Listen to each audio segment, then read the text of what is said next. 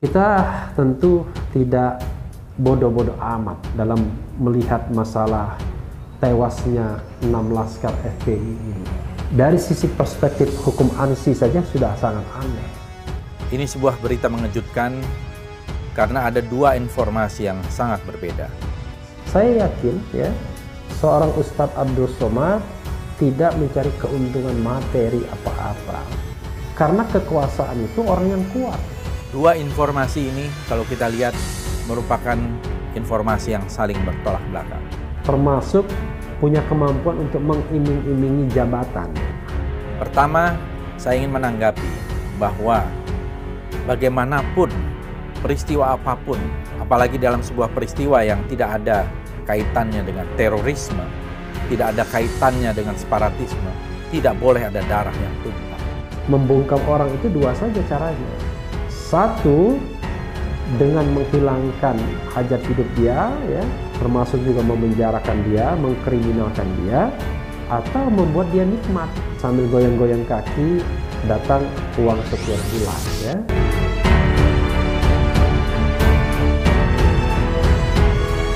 Betapa susahnya menjadi orang idealis. Saya yakin seorang Ustadz Abdul Somad tidak mencari keuntungan materi apa-apa dengan bersikap.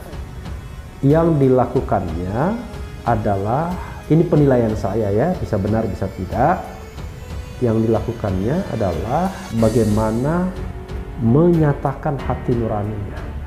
Dan biasanya orang yang idealis begitu seorang aktivis, seorang ustadz yang peduli dengan perkembangan kemajuan, dengan society, dengan masyarakat, biasanya selalu punya kecenderungan membela yang lemah atau yang dianggap lemah. Jadi itulah the nature of aktivis atau ulama selalu ingin membela yang lemah. Nah, biasanya sikap seperti itu pasti akan berhadapan dengan kekuasaan. Karena kekuasaan itu orang yang kuat. Karena dia memegang senjata, memegang financial resources, memegang semuanya. Termasuk punya kemampuan untuk mengiming-imingi jabatan. Selalu begitu kan? Jadi membungkam orang itu dua saja caranya. Satu, dengan menghilangkan hajat hidup dia, termasuk juga memenjarakan dia, mengkriminalkan dia, atau membuat dia nikmat sambil goyang-goyang kaki datang uang setiap bulan.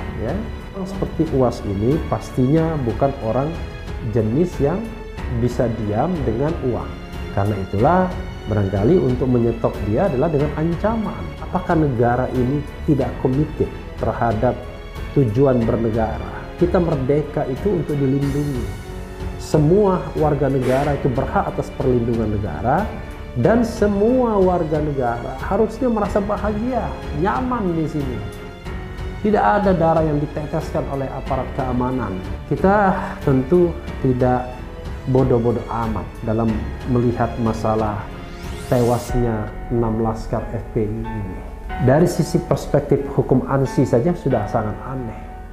Tapi kan sepanjang masalahnya adalah hanya masalah kerumunan, rasanya terlalu berlebihan kalau diancam, mau ditangkap, mau ditahan dan lain sebagainya. Seolah-olah penegak hukum tidak berpikir lagi bahwa dia adalah pelindung dan pengayom masyarakat.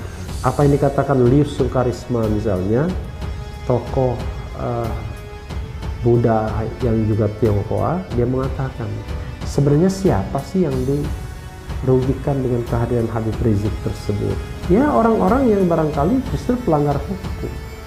Misalnya kalau dia membuka kafe, dia menjual minuman beralkohol, tetapi dengan cara yang ilegal misalnya begitu.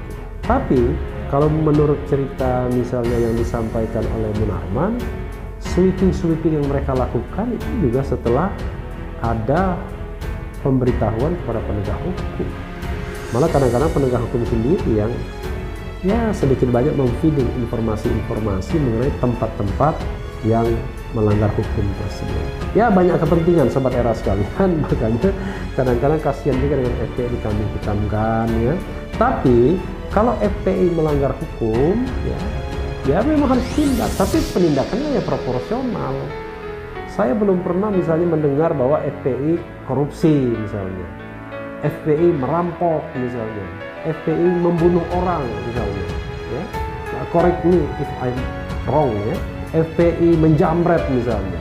Yang ada adalah ya memang melakukan sweeping ya, merusak, itu pernah dilakukan, tapi sekali lagi kasus-kasus seperti itu harus diungkap secara komprehensif. Jangan-jangan malah memang sengaja dipancing, lalu ada orang yang memetik keuntungan. Ini yang kita harus pahami ya. Saudara sekalian, saya kok kalau orang itu masih mengaji ya, orang itu masih sholat, saya masih percaya ya. Ini bukan pendekatan hukum, tapi pendekatan meta yuridis sudah. Tapi intinya adalah ya mereka yang menjalankan perintah agamanya, mereka mempraktikkan Pancasila, yaitu sila pertama.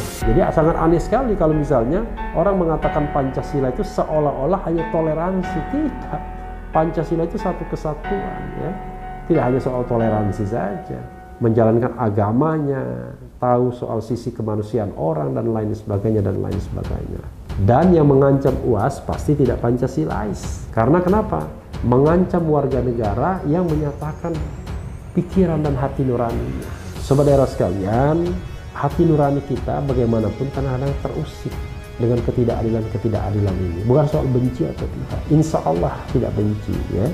Tidak dilandasi keinginan misalnya untuk mendiskreditkan orang-orang tertentu, tapi lebih pada bagaimana mengungkap persoalan sebaik-baiknya, dan jangan sampai kemudian kasus ini berlalu begitu saja, tertimbun begitu saja, lalu digeser fokusnya kepada tersangka kerumunan massa dalam masa COVID-19. Dan itu pun masih ada perdebatan. Apakah kita menyelenggarakan kekarantinaan kesehatan atau karantina? Ada yang mengatakan kan ini PSBB transisi, dasarnya adalah pergub peraturan gubernur. Ya, kalau dasarnya peraturan gubernur ya berarti sanksinya administratif saja, dan itu sudah dilakukan. Kenapa kemudian dibawa ke ranah pidana? Oh, rupanya ada tambahan juga, pasal 160 KUHP yang berupa penghasutan dengan ancaman hukuman 6 tahun, sehingga punya legitimasi untuk menahan dan menangkap dan menahan.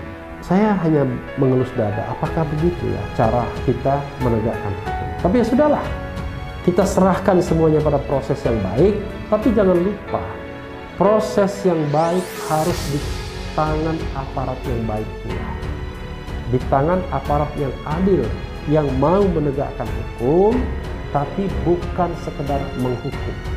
Saudara sekalian, kembali kepada ancaman kepada Ustadz Abdul Somad. Kalau saya bercerita, sesungguhnya ya pada hari tanggal 7 Desember tersebut banyak pihak yang menerima telepon tiba-tiba, apa istilahnya ya, yang jelas depannya satu. Beberapa orang saya konfirmasi, oh terima telepon itu juga rupanya.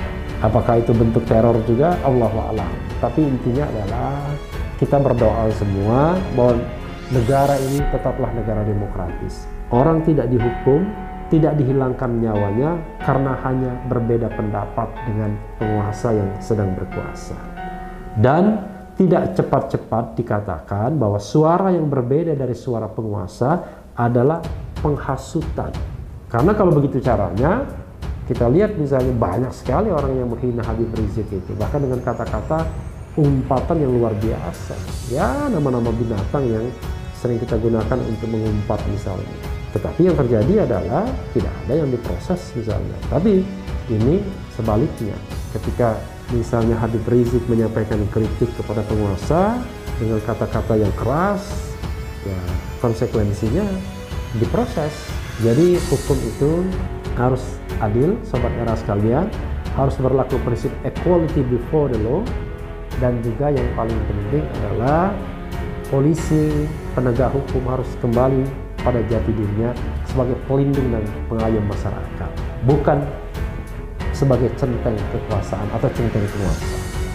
Jadi jangan biarkan konstelasi politik, konstelasi misalnya perebutan jabatan Polri, geng-geng di dalam aparat penegak hukum menjadikan penegakan hukum menjadi timpang dan melanggar prinsip equality before the law.